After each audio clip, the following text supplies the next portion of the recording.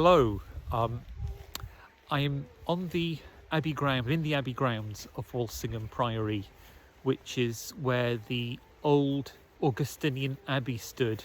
It was a grand and huge abbey before the English Reformation. It's a site where there was massive destruction and violence and mayhem when Henry VIII's foot soldiers came here to destroy the abbey and to take the booty. That's what happens when powerful people want to fill their coffers. They destroy what's in their way and they take what doesn't belong to it. And we've kind of kept doing that for millennia. But now we're kind of at a time where consciousness, human consciousness, has evolved to a point where we're faced with a decision: evolve or be destroyed. And I know that might sound a bit stark and a bit pessimistic, but that's where we are. And I think that's where we are because this is a very, very important moment for us all. And we are all responsible for birthing a new world. And that is a tremendous responsibility.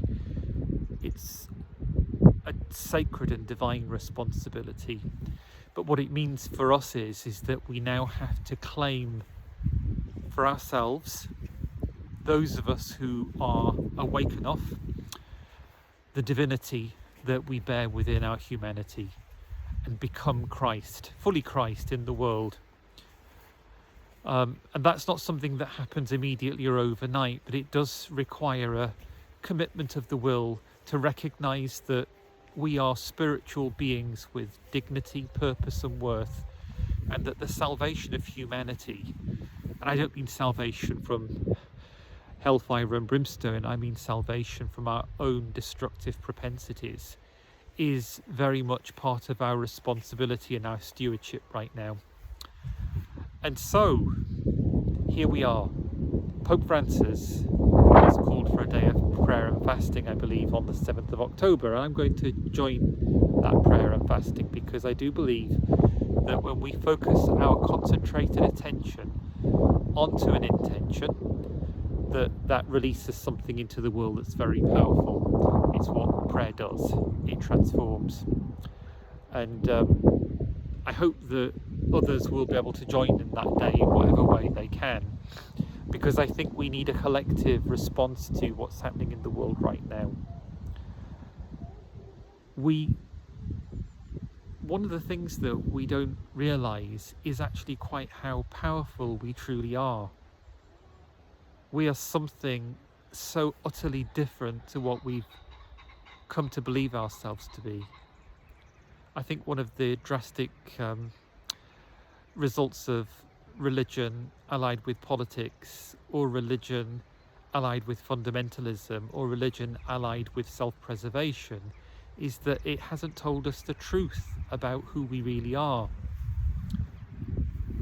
It's interesting that you've had within the various religions, within Islam you've had Sufism, within Christianity the mystics, within Judaism the Kabbalah, within other traditions you've had the mystic heart and the mystic knowledge present.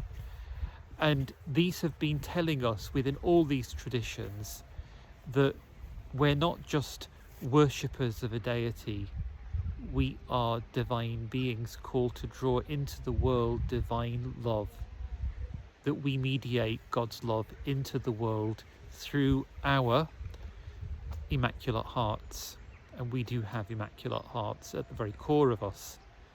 We've been conditioned to believe that we are sinful, bad, and unworthy creatures who need to constantly repent of all our wrongdoing. And that's fine, because there is a shadow side to our nature, and we do need to become conscious of that shadow side, aware of its propensity to be destructive, and to bring it into the healing light of divine grace, so that grace can melt and dissolve that propensity for destruction.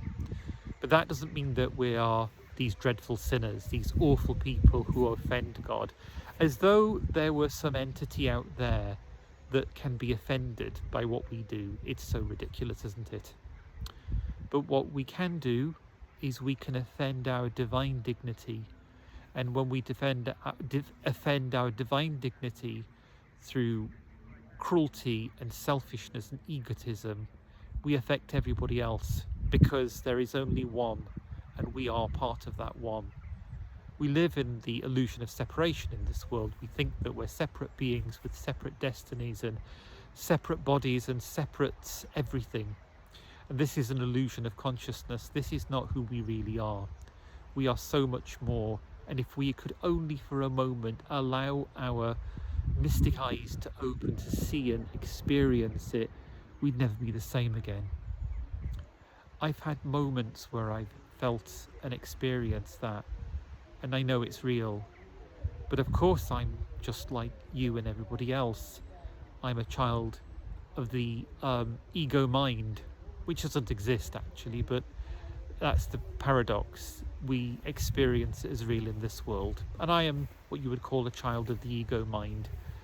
I see separation, I get cross and offended and pissed off with people and annoyed and want my own way and get upset.